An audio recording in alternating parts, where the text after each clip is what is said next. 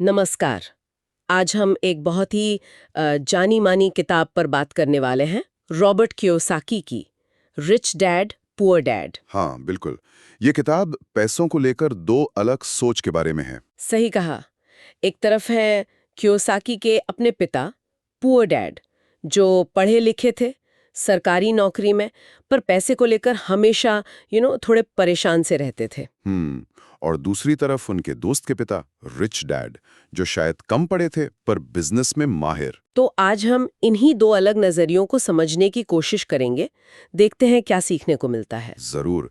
तो शुरू करते हैं पुअर डैड से। उनका क्या नजरिया था? हाँ, तो पुअर डैड का सीधा सा फंडा था, खूब पढ़ो, अच्छे नंबर लाओ। और फिर एक अच्छी सुरक्षित नौकरी ढूंढ लो। बिल्कुल, उनके लिए जॉब सिक्योरिटी सबसे ऊपर थी, पारंपरिक रास्ता जिसे कहते हैं। दूसरी तरफ रिच डैड थे। उनका रास्ता एकदम अलग था। हाँ, वो कहते थे पैसा आपके लिए काम करे, ना कि आप पैसे के लिए। ये सुनने में थोड़ा क्रांतिकारी सा लगता है ना? बिल्कुल। और यहीं पर जो सबसे बड़ा फर्क है वो है संपत्ति यानी एसेट्स बनाने पर जोर। मतलब सिर्फ तनख्वाह कमाना काफी नहीं है। नहीं, रिच डैड का मानना था कि असली अमीरी आती है आय पैदा करने वाले स्रोत बनाने से। ऐसी चीजें जो आपकी जेब में पैसा डालें, भले ही आप लगातार काम ना कर रहे हो। तो यहीं पर वो वित्तीय साक्षरता मतलब फाइनेंशियल लिटरेसी की बात वाह आती वाह, है। बिल्कुल। एसेट्स और लायबिलिटीज के बीच का फर्क समझना। एसेट्स जो पैसा लाएं, लायबिलिटीज जो पैसा ले जाएं, यही ना? हाँ, मोटा मोटा यही है। जैसे किराए पर दी हुई प्रॉपर्टी एक एसेट है, वो पैसा ला रही है। और लायबिलिटी जैसे? कार लोन, सही। क्रेडिट कार्ड का कर्ज, और कियोसाकी के हिसाब से तो वो घर भी जिसमें आप खुद रहते हैं और जिसका लोन चुका रहे हैं, वो भी लायबिलिटी है। अरे, ये कैसे? घर तो हम सबसे बड़ी संपत्ति मानते हैं। हाँ, ये थोड़ा चौंकाने वाला है। उनका तर्क ये है कि जब तक वो घर आपकी जेब से पैसा निकाल रहा है, लोन की किश्तें, मेंटेनेंस, टैक्स, तब तक वो एक लायबिलिटी है। एसेट तब बनेगा जब वो किराया लाए या उसकी कीमत बढ़ जाए। सोचने वाली बात है ये तो। अच्छा, एक और मजेदार विचार था, माइंड योर ओन बिजनेस। हाँ।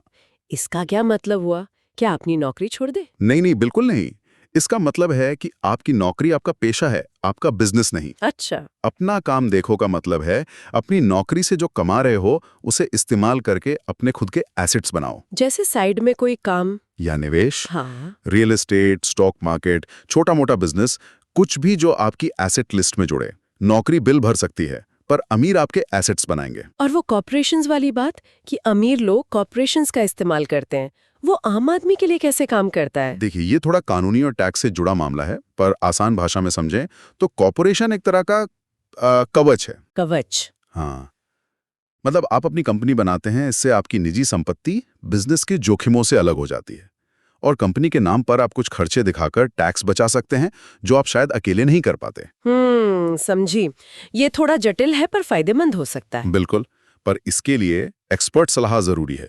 ये कोई डीआईवाई चीज नहीं है। सही। अच्छा, एक और विचार था, द रिच इन्वेंट मनी, अमीर पैसा इजाद करते हैं। ये कैसे होता है? कोई जादू? नहीं, जादू नहीं। इसका मतलब है मौके पहचानना और बनाना। मौके? हाँ, मतलब सिर्फ पैसा होना काफी नहीं है। आपको समझ होनी चाहिए, बाजार की जरूरतें पता होनी चाहिए, कोई समस्या सुलझाने का हुनर होना चाहिए। तो ये स्किल्स की बात है। हाँ, कियोसाकी कहते हैं सीखने के लिए काम करो, सिर्फ पैसे के लिए नहीं।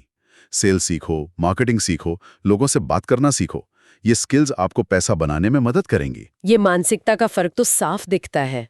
पुअर डैड डरते थे, नौकरी जाने का डर, पैसे कम होने का डर। हाँ, उनके लिए सुरक्षा अहम थी। और रिच डैड, वो जोखिम लेने को तैयार थे। वो जोखिम को सीखने और आगे बढ़ने का एक हिस्सा मानते थे। उनके लिए निवेश डरावना नहीं बल्कि जरूरी था। तो इस पूरी चर्चा का निचोड़ क्या निकलता है? क्या मुख्य संदेश है? मेरे ख्याल से सबसे बड़ा संदेश है वित्तीय शिक्षा का महत्व, जो हमें स्कूलों में अक्सर नहीं मिलती। हाँ, ये बात तो है। और अपनी सोच बदलना पैसे को लेकर। बिल्कुल।